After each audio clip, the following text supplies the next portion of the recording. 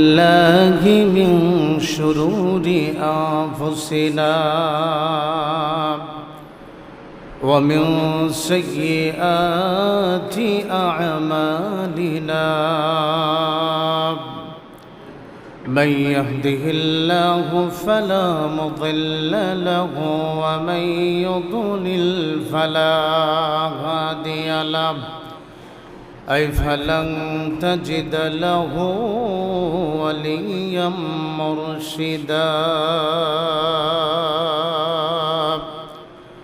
الذي أرسله بالحق بشيرا ونذيرا وداعيا إلى الله بإذنه وسراجا منيرا أما بعد فقد قال الله تعالى في كلامه المجيد وفرقانه الحميد أعوذ بالله من الشيطان الرجيم بسم الله الرحمن الرحيم قل إن صلاتي ونسكي ومحياي ومماتي لله رب العالمين وقال رسول الله صلى الله عليه وسلم إن الله لا ينظر إلى صوركم وأموالكم ولكن ينظر إلى قلوبكم وأعمالكم أو كما قال عليه الصلاة والسلام بارك الله لنا ولكم في القرآن العظيم ونفعنا وإياكم بالآيات والذكر الحكيم সবাই দুরূদ শরীফ পড়ি اللهم صل على محمد وعلى آل محمد كما صليت على إبراهيم وعلى آل إبراهيم إنك حميد مجيد اللهم بارك على محمد وعلى آل محمد كما باركت على إبراهيم وعلى آل إبراهيم إنك حميد مجيد صدق الله المولانا العظيم وصدق رسوله النبي الحبيب الكريم ونحن على ذلك من الشاهدين والشاكرين والحمد لله رب العالمين معزز مكرم محترم حاضرين মহান রব্বে কারিমের দরবারে লাখো কোটি শুকর ও সুজুদ যে মহান রব্বুল আলামিন আজকের এই পবিত্রতম জুমার দিনে আল্লাহর ঘর মসজিদে আসা বসার তৌফিক দিয়েছেন, যে মালিক আমাদেরকে মসজিদে আগে আগে আসার তৌফিক এনায়েত করেছেন, সেই মালিকের দরবারে অন্তরের অন্তঃস্থল থেকে জবান খুলে সবাই পড়ছি আলহামদুলিল্লাহ। সম্মানিত ভাইরা আমার, ঈদুল আজহা সামনে আসন্ন, কুরবানির ইতিহাস নিয়ে আজকে কিছু আলোচনা করার প্রয়াস চালাবো। মা তৌফিক ইল্লা বিল্লাহ। মহান আল্লাহ রাব্বুল আলামিন কুরবানির যে বিধান আপনাকে আমাকে দিয়েছেন, এই বিধান কি আজকে নতুন নাকি অনেক পুরাতন? কুরবানির এই বিধান যেটা আছে, কুরবান শব্দ থেকে, কুরবান শব্দের অর্থ হলো নৈকট্য লাভ করা, নিকটে আসা। আল্লাহ পাক রাব্বুল আলামিন এই কুরবানি দিয়েছেন বান্দা যেন আল্লাহর নিকটে আসতে পারে, আল্লাহর কাছে আসতে পারে, আল্লাহর নৈকট্য হাসিল করতে পারে। সম্মানিত ভাইরা আমার, এই কুরবানির ইতিহাস আজকে নতুন নয়। আল্লাহ পাক রাব্বুল আলামিন পৃথিবীর প্রথম মানুষ হযরত আদম আলাইহিস সালামকে যখন পৃথিবীতে প্রেরণ করেছেন, সেই যুগ থেকেই আল্লাহ পাক রাব্বুল আলামিন কুরবানির ইতিহাসের সৃষ্টি করেছেন। আল্লাহ পাক রাব্বুল আলামিন আদমকে সৃষ্টি করার পরে দুনিয়াতে আল্লাহ পাক রাব্বুল আলামিন আদমকে পাঠালেন। আদম এবং হাওয়া দুইজন দুনিয়াতে বসবাস করতে লাগলেন। এনাদের সন্তান আদি হতে লাগলো। সন্তান আদি যখন বড় হলো, সন্তানদের সিস্টেম ছিল প্রতি ঔরস জাতের মধ্যে একসাথে দুইজন করে সন্তান হইত। একসাথে দুইজন সন্তান হইতো, এর মধ্যে একজন ছিল মেয়ে আর একজন ছিল ছেলে। আবার পরবর্তীতে দুইজন সন্তান হইতো, একজন ছিল মেয়ে একজন ছিল ছেলে। প্রথম ঔরসের যে ছেলে মেয়ে হতো, দ্বিতীয় ঔরসের ছেলে মেয়েদের সাথে তাদের বিবাহ দেওয়া হতো। যেহেতু পৃথিবীতে আর কোনো মানুষ ছিল না, প্রথম ঔরসের সন্তান ছেলে হইত, ওই প্রথম ঔরসের ছেলের সাথে দ্বিতীয় ঔরসের মেয়েকে বিয়ে দেওয়া হতো। আর প্রথম ঔরসের মেয়ের সাথে দ্বিতীয় ঔরসের ছেলেকে বিয়ে দেওয়া হতো। যেহেতু পৃথিবীতে আর কোনো মানব জাতি ছিল না, আর কোনো মানব দানব পৃথিবীতে আর কোনো ইনসান ছিল না, সেই হিসাবে আল্লাহ পাক রাব্বুল আলামিন এই বিধান দিয়েছেন। পরবর্তীতে অন্যান্য মানুষ পৃথিবীতে আসার পর আল্লাহ এই বিধান রহিত করে দিয়েছেন। সম্মানিত ভাইরা আমার, সন্তানগুলো যখন বড় হলো, হযরত আদম আলাইহিস সালাম সন্তানদেরকে ডাকলেন। ডাকার পরে হযরত আদম বললেন, আমার কলিজার টুকরা সন্তানেরা, তোমরা শোনো, আল্লাহ পাক রাব্বুল আলামিনের বিধান হলো, তোমরা যেহেতু বড় হয়েছ, তোমাদের প্রথম ঔরসের ছেলের সাথে দ্বিতীয় ঔরসের মেয়ে এবং প্রথম ঔরসের মেয়ের সাথে দ্বিতীয় ঔরসের ছেলের বিবাহ বন্ধন সম্পন্ন করতে হবে। কাবিল তখন এই বিষয়ের উপর রাজি হয় নাই। হাবিল বড় ছেলে হাবিল রাজি হয়েছে, কাবিল রাজি হয় নাই। কাবিল সে বাবার কাছে বলতেছে, আমার মনে হয় আপনি আমাকে ভালোবাসেন না, আমার ভাইকে বেশি ভালোবাসেন, আর এজন্যই আপনি আমার ভিতরে এমন একটা দুর্নীতি শুরু করে দিয়েছেন। দুর্নীতি কি? আপনি আমাকে বিয়ে দেওয়ার দরকার ছিল, আমার সাথে যে ঔরসজাত বোন ছিল এটা সুন্দরী বেশি, আর আমার ভাই কাবিলের সাথে যে ঔরসজাত বোন আছে তার সাথে বিয়ে দিয়ে দিতেন, ওইটা আমার বেশি পছন্দ হয় না। অথচ বিধানটা ছিল আল্লাহর বিধান। এটা হযরত আদম আলাইহিস সালাম সন্তানদেরকে জানায় দিলেন, কিন্তু আল্লাহ রাব্বুল আলামিনের বিধান তারা মানতে পারলো না। এরপর আল্লাহ পাক রব্বুল আলামিনের কাছে হযরত আদম ফরিয়াদ জানালেন। ভাইরা আমার, হযরত আদম আলাইহিস সালাম আল্লাহ পাক রব্বুল আলামিনের কাছে বললেন, হে আমার প্রভু, আমার সন্তানদেরকে আমি বললাম তোমরা আল্লাহর বিধানগুলো মেনে নাও। আল্লাহ রাব্বুল আলামিনের পক্ষ থেকে বিধান হলো, তোমাদের প্রথম ঔরসজাত যে সন্তান রয়েছে, এই সন্তানের ছেলের সাথে বতর দ্বিতীয় ঔরসের মেয়ের বিয়ে দেওয়া হবে, আর প্রথম ঔরসের মেয়ের সাথে দ্বিতীয় ঔরসের ছেলের বিয়ে দেওয়া হবে। আল্লাহ পাক রব্বুল আলামিন হযরত আদমকে জানায় দিলেন, হে আমার নবী, আপনার সন্তানদেরকে আপনি জানায় দিন, এই বিধানটা প্রকৃতপক্ষে আল্লাহ রাব্বুল আলামিনের পক্ষ থেকেই ছিল। যদিও আপনার সন্তানরা আমি আল্লাহর বিধানকে মানল না, আপনার সন্তানদের মধ্যে কেউ আমি আল্লাহ রাব্বুল আলামিনের বিধানকে মানতে পারে নাই।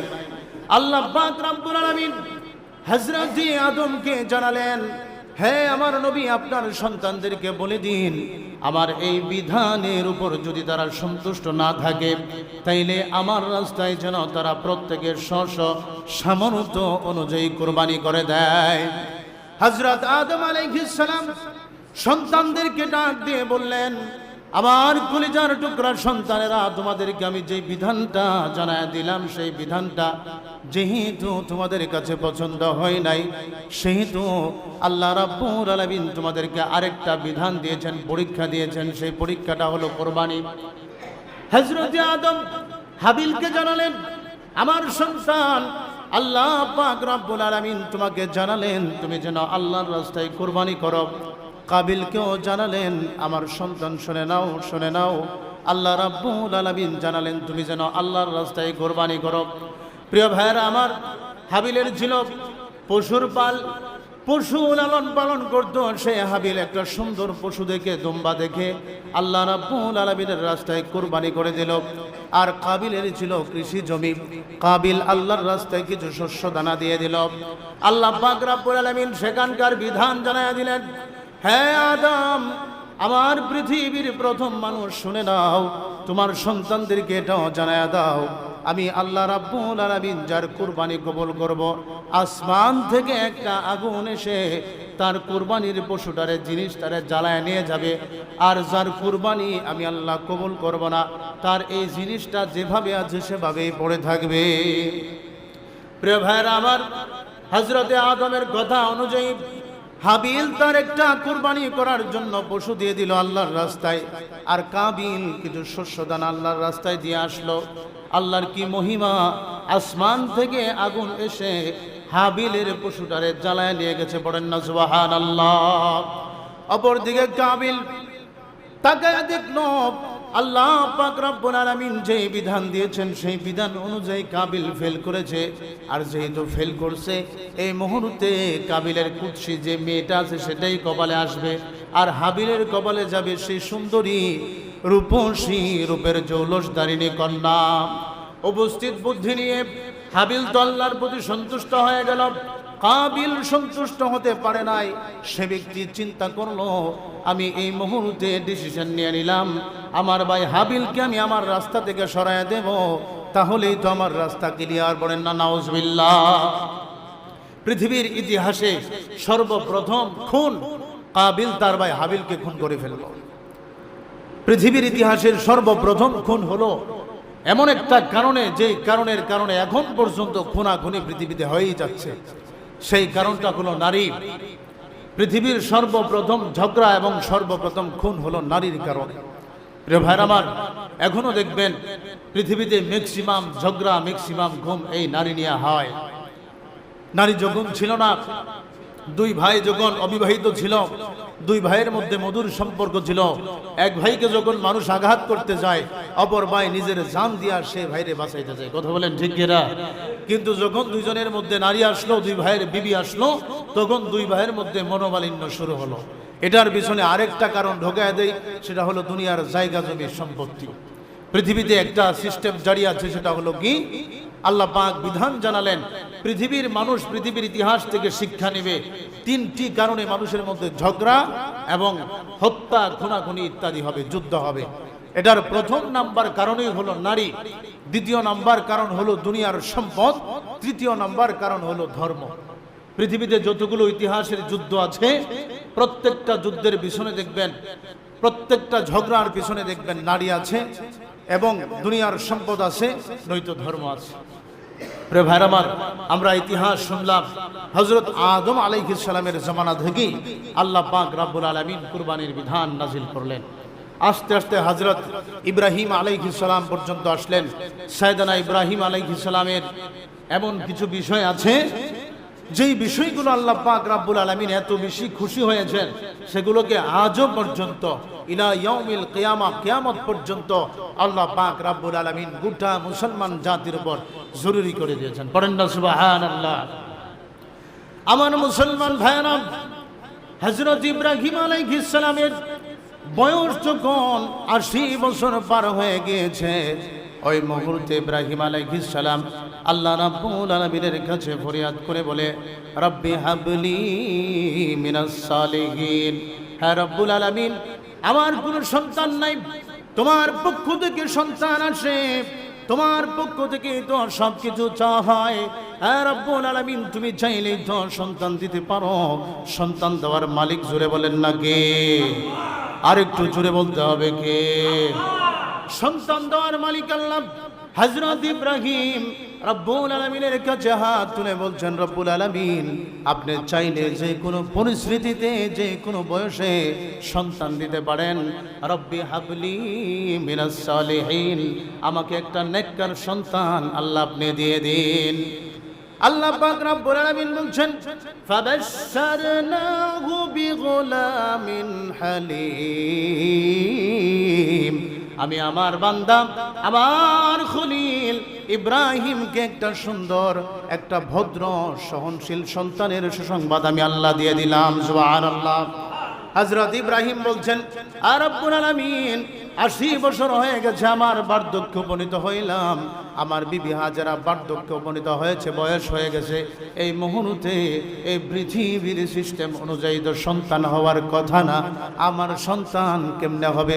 আল্লাহ বলেন এমনিই হবে, বলেন না সুবহানাল্লাহ। আমার মুসলমান ভাইরা, আল্লাহ পাক রব্বুল আলামিন হযরত ইব্রাহিম আলাইহিস সালামকে যখন শেষ বয়সে একটা সন্তান দিলেন, সন্তানের নাম আল্লাহ সিলেক্ট করে দিলেন ইসমাঈল। এই সন্তান যখন দুনিয়াতে আসলো, আল্লাহ পাক রব্বুল আলামিন সন্তানের উপর দিয়ে ইব্রাহিমের পরীক্ষা জারি করে দিলেন। আল্লাহ পাক বললেন, ও ইব্রাহিম, তোমার জিন্দেগীর সবথেকে প্রিয় যে বস্তুটি রয়েছে, তোমার সবথেকে আপন যে বস্তুটা রয়েছে, তোমার সবথেকে মহব্বতের যে বস্তুটা রয়েছে, সেই বস্তুটা আমি আল্লাহ রাব্বুল আলামিনের জন্য কোরবান করে দাও। হযরত ইব্রাহিম আলাইহিস সালাম টানা ৩ দিন স্বপ্ন দেখলেন। দুনিয়ার কিছু সম্পদ আল্লাহর রাস্তায় কোরবানি করার পরেও যখন দেখলেন এই একই স্বপ্ন আল্লাহ দেখায় দিলেন, তখন ইব্রাহিমের আর বুঝতে দেরি নাই। আমি যে স্বপ্ন দেখেছি সে স্বপ্নের ব্যাখ্যা হলো আমার সন্তান, কলিজার টুকরা সন্তান ইসমাইলকে আল্লাহর রাস্তায় কোরবানি করে দিতে হবে। জোরে বলেন আল্লাহু আকবার। আমার মুসলমান ভাইরা, স্বপ্ন, নবীরা যখন স্বপ্ন দেখেন সেই স্বপ্নটা ছিল অহিব। হযরত ইব্রাহিম আলাইহিস সালাম স্বপ্নের কথা সন্তানকে জানালেন, আমি স্বপ্ন যুগে দেখেছি আমি তোমাকে কোরবানি করেছি। ফানজুর মাজা তারা, ও আমার কলিজার টুকরা সন্তান, তোমার কি রায় তুমি আমাকে বলো। আমার মুসলমান ভাইরা, হযরত ইব্রাহিম যখন স্বপ্নের কথা সন্তানের কাছে বললেন, সন্তানকে আল্লাহ পাক রব্বুল আলামিন কি মেধা দিয়েছে, কি সুন্দর মেধা। সন্তান ইসমাইল ডাক দিয়ে বলছে, ইয়া আবাতি ফাল মা তুমার, আপনাকে যে আদেশ করা হয়েছে আল্লাহর পক্ষ থেকে, যেহেতু আপনি আল্লাহর জলিলুল কদর একজন নবী, আপনি খলিলুল্লাহ, সুতরাং আপনার স্বপ্ন কোনোদিন সাধারণ স্বপ্ন হতে পারে না, আপনার স্বপ্নটাই আল্লাহর পক্ষ থেকে ওহি। সুবহানাল্লাহ। সন্তান ডাক দিয়ে বলল, আব্বা জান, আমার যেই স্বপ্ন আপনি দেখেছেন সেই স্বপ্ন আপনি বাস্তবায়ন করুন।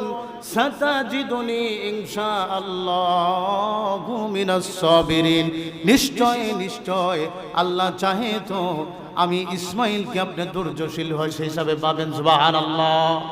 সন্তানকে বাবা যখন বলল, আমি আল্লাহর রাস্তায় তোমাকে কুরবান করতে দেখেছি, এখন তোমার কি রায় তুমি সেটা বলো। সন্তানের বয়স মাত্র 12-13 বছর।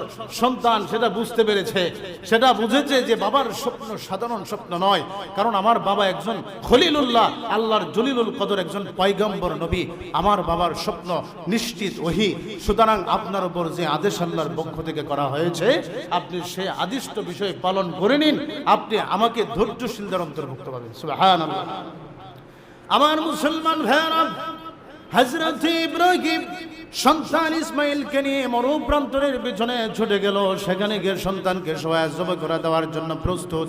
আসমানের সমস্ত ফেরেশতারা হাউমাউ হাউমাউ করে চিৎকার করতে আরম্ভ করলো। সারা জিন্দেগি পার হয়ে গিয়েছে, একটা সন্তান তার হয় নাই। আবার বৃদ্ধ বয়সে যখন সন্তান একটা পাইল, আল্লাহ রাব্বুল আলামিনের হুকুমে সেই সন্তানটাও আল্লাহ রাব্বুল আলামিনের রাস্তায় কোরবানি করে দিচ্ছে। পড়েন আল্লাহু আকবার। সম্মানিত ভাইয়ের আমার, সন্তানকে যখন কোরবানি করার জন্য প্রস্তুত হয়ে গিয়েছে, বাবা বিভিন্ন লম্বা ইতিহাস, বাবা যখন পুরোপুরি প্রস্তুত তলোয়ার নিয়ে সন্তানকে জবে করে দিবে, আল্লাহ পাক জিবরিল আমিনকে ডাক দিয়ে বললেন, এ জিবরাইল, আমার বান্দা ইসমাইল দেখো আল্লাহর রাস্তায় কুরবানি হয়ে যাওয়ার জন্য প্রস্তুত হয়ে গেছে। আমার নবী ইব্রাহিম তার কলিজার টুকরা সন্তানকে আমি আল্লাহর মুহাব্বতের সামনে কুরবান করে দিচ্ছে। বলেন আল্লাহু আকবার। আল্লাহ রাব্বুল আলামিন হযরত জিবরিলকে ডেকে বললেন, এ জিবরিল, দৌড়াইয়া যাও, এই মুহূর্তে জান্নাত থেকে একটা দুম্বা নিয়ে নাও, আর জান্নাতি দুম্বাটা আমার নবী ইব্রাহিমের তলোয়ারের নিচে ধরে দাও। আল্লাহু আকবার। তলোয়ারের নিচে হযরত ইসমাইলকে জবে করা হলো না। আল্লাহ পাক রব্বুল আলামিনের সিস্টেম অনুযায়ী কুদরতি ভাবে সেখানে দুম্বা কুরবান হয়ে গেল। আমার মুসলমান ভাইয়েরা, কুরবানির ইতিহাস আজকে নতুন নয়। এই কুরবানি দ্বারা উদ্দেশ্য হলো আল্লাহর রাস্তায় আপনার সম্পদ কুরবান করার দ্বারা আপনি এটা বুঝানো, এই পৃথিবীর সব কিছুর থেকে আমার আপনার অন্তরের মধ্যে যার মুহাব্বত সব থেকে বেশি থাকতে হবে তিনি কে? আরো জোরে বলেন, তিনি কে? সম্মানিত ভাইরা আমার, এজন্য কুরবানির ইতিহাস নিয়ে যেহেতু আজকে কথা বলছি, কুরবানির ইতিহাস আজকে নতুন নয়। সাইয়েদনা আদম থেকে নিয়ে ইব্রাহিম আলাইহিস সালাম হয়ে আজ পর্যন্ত কুরবানি চলে আসছে। ইলা ইয়াউমিল কিয়ামা, কিয়ামত পর্যন্ত কুরবানি চলতেই থাকবে। কিন্তু এই কুরবানিটা কার জন্য হবে সেটা হচ্ছে বড় কথা। পৃথিবীর মানুষের একটা সিস্টেম আল্লাহ পাক জানায় দিলেন যে কুরবানির যে বিষয়টা আছে সেই সম্পূর্ণ কুরবানিটা আমি আল্লাহর জন্য হতে হবে। কুরবানিটা হতে হবে আল্লাহর জন্য। অথচ আপনার আমার ক্ষেত্রে সে আল্লাহ পাক কত সহজ করে দিয়েছেন। আল্লাহ পাকের সহজতা কি?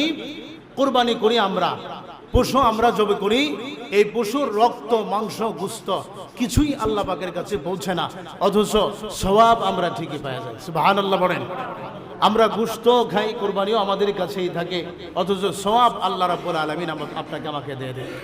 আমার মুসলমান ভাইরা, আল্লাহ পাক রব্বুল আলামিন বলছেন, লা ইয়ানালাল্লাহা লুহুমুহা ওয়ালা দিমাউহা ওয়ালাকিন ইয়ানালুহুত তাকওয়া মিনকুম। এ বান্দা, এই পৃথিবীর জমিনের মধ্যে তোমরা আল্লাহ রাব্বুল আলামিনের জন্য কুরবানি করবে। কুরবানির গোশত, রক্ত, মাংস কিছুই আমি আল্লাহর কাছে পৌঁছাবে না। আমি আল্লাহ রাব্বুল আলামিন দেখব তোমাদের মধ্যে কার তাকওয়া বেশি। যার তাকওয়া বেশি হবে আমি আল্লাহ তার কুরবানি কবুল করে নেব, আর যার নিয়তের মধ্যে গলত থাকবে, তাকওয়া থাকবে না, আমি আল্লাহ রাব্বুল আলামিন তার কুরবানি কবুল করতে পারবো। আল্লাহ পাক রব্বুল আলামিন আরেক আয়াতের মধ্যে বলে দিয়েছেন, কুল ইন্না সালাতি ওয়া নুসুকি ওয়া মাহইয়ায়া ওয়া মামাতি লিল্লাহি রাব্বিল আলামিন। হে আমার নবী, আপনি পৃথিবীর মানুষকে জানিয়ে দিন কুরবানি কার জন্য হবে। নিশ্চয় আমার নামাজ, আমার কুরবানি, আমার জীবন, আমার মরণ সব কিছু যার জন্য হবে। চিৎকার মেরে বলুন, তিনি কে? আল্লাহ পাক রব্বুল আলামিন জানায় দিয়েছেন, রক্ত, মাংস, কুরবানির পশু যা কিছু আছে তোমাদের কাছে থাকবে, তোমরাই খাবা, তোমরাই বুক করবা। আমি আল্লাহ তোমাদের খুশির জন্য দিয়ে দিলাম। শুধুমাত্র নিয়তটা করবা আমি আল্লাহ রাব্বুল আলামিনের জন্য দিচ্ছ, তাহলে এই জমিনের কুরবানিকে আমি আরশে আজিম থেকে কবুল করে নেব। সুবহানাল্লাহ। সম্মানিত ভাইরা আমার, কিন্তু বর্তমান সময়ে আমাদের কুরবানির সিস্টেমটা কেমন হয়েছে জানেন? একটা কুরবানির পশু কেনার পরে প্রথমে এটার পত্রিকায় দেয়, পত্রিকায় দেওয়ার পরে এটার নাম দেয় বাদশাহ, কুরবানির পশুর নাম দেয় সুলতান। এদিকে নারায়ণগঞ্জের একটা পশুর নাম দিয়েছে, মহিষের নাম ডোনাল্ড ট্রাম্প, এটা হলো কুরবানির পশুর নাম। আরেকটার নাম দিয়েছে কি যেন পদ্মা সেতু। গত বছর না এর আগের বছর একটা কুরবানির পশুর নাম দিয়েছে পদ্মা সেতু। ভাইরা আমার, তাইলে মানুষ হিসেবে আমাদের কাজগুলো যদি এমন হয়, আল্লাহর জন্য কুরবানি করব, কুরবানির পশুকে আল্লাহর রাস্তায় কুরবানি দেব, এটার নাম নাকি বাদশাহ, এটার নাম সুলতান, এটার নাম ডোনাল্ড ট্রাম্প, এটার নাম পদ্মা সেতু, এগুলা হইল কিছু? প্রিয় ভাইরা আমার, এই কুরবানির পশুগুলাকে মন থেকে আল্লাহর রাস্তায় কুরবানি দিতে হবে। আল্লাহ পাক কত সহজ করেছেন আপনার আমার জন্য এই কুরবানিকে। হযরত ইব্রাহিম আলাইহিস সালামের জামানায় ইব্রাহিম আলাইহিস সালামকে আল্লাহ পরীক্ষা নিয়েছেন, সন্তানকে আল্লাহর রাস্তায় কুরবান দাও। হযরত আদম আলাইহিস সালামের সন্তানদেরকে আল্লাহ পাক রব্বুল আলামিন কুরবানি কঠিন করেছিলেন। তোমরা কুরবানি দিবা, এই কুরবানির পশু যদি আসমান থেকে আগুন আইসা জ্বালায় নিয়ে যায় তাইলে বুঝবো কবুল হয়েছে, নয়তো কবুল হবে না। আর আমার আপনার সময়ে সিস্টেম হলো আল্লাহ পাক রব্বুল আলামিন বান্দাকে অপমানিত করবেন না। পড়েন না সুবহানাল্লাহ। আমার আপনার পয়গম্বর হযরতে মুহাম্মদ মুস্তাফা সাল্লাল্লাহু আলাইহি ওয়াসাল্লাম দোয়া করেছেন, ওগো আল্লাহ আমার উম্মতদেরকে আপনি জাতির সামনে বেইজ্জতি করেন। এজন্য আমার আপনার ভিতরে কার নিয়ত কি আছে সেটা আল্লাহ ভালো জানেন, কিন্তু পৃথিবীর মানুষের সামনে আপনাকে আমাকে অপমানিত করেন না। আর এজন্যই কারটা কবুল হয়েছে কারটা কবুল হয় নাই এটাকে আমরা কেউ জানি? কেউ জানি না। আল্লাহ পাক আমাদের দোষগুলো উত্তরে পর্দা ঢেলে দিয়েছেন। আমার আপনার নিয়তটা সহি করতে হবে। কেন? কারণ গোশত আমরাই খাবো, রক্ত জমিনেই পড়ে থাকবে, শুধুমাত্র মনের তাকওয়াটা যদি ঠিক থাকে এটাই আল্লাহর কাছে পৌঁছাবে। বলেন না সুবহানাল্লাহ। প্রিয় ভাইরা আমার, এই কুরবানির ইতিহাস থেকে আমরা শিক্ষা গ্রহণ করি কি, যে আল্লাহ পাক রব্বুল আলামিনের নিকটে যাইতে গিয়া আল্লাহ পাক রব্বুল আলামিন বলেছেন আমার নৈকট্য লাভ করো কুরবানির মাধ্যমে। এই আল্লাহ পাক রব্বুল আলামিনের নৈকট্য হাসিল করতে গিয়ে, আল্লাহর প্রিয় হতে গিয়ে নিজের যত প্রিয় জিনিস আছে আল্লাহর সামনে অন্য কোনো জিনিসের মহাব্বত থাকতে পারে?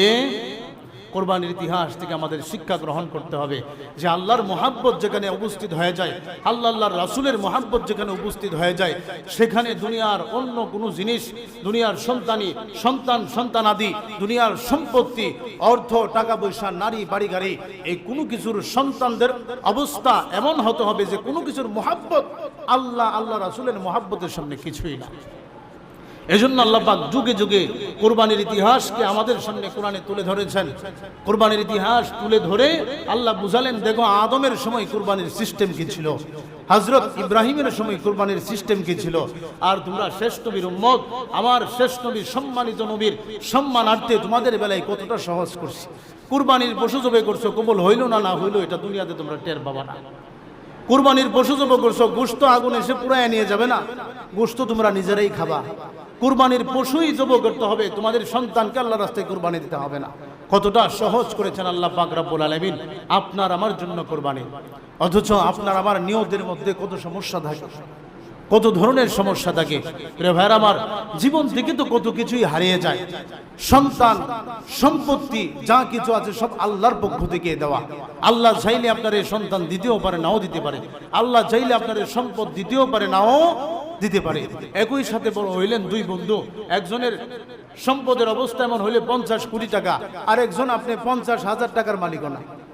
এটা আল্লাহ পাক রব্বুল আলামিনের লীলা খেলা। এজন্য সন্তান সন্ততি দুনিয়ার যত সম্পত্তি আছে সবকিছু আল্লাহর পক্ষ থেকে দেওয়া হয়। সুতরাং আল্লাহর রাস্তায় কুরবানির ক্ষেত্রে মনের মধ্যে যেন কোনো খাহেসাত না থাকে যে গোশত এই করি সেই করি, আর এই গোশত তো এই করবো, ফ্রিজে করবো, এই করবো সেই করবো, এত নিয়ত করার দরকার নাই। আল্লাহ তো জায়েজ করেই দিয়েছে গোশত।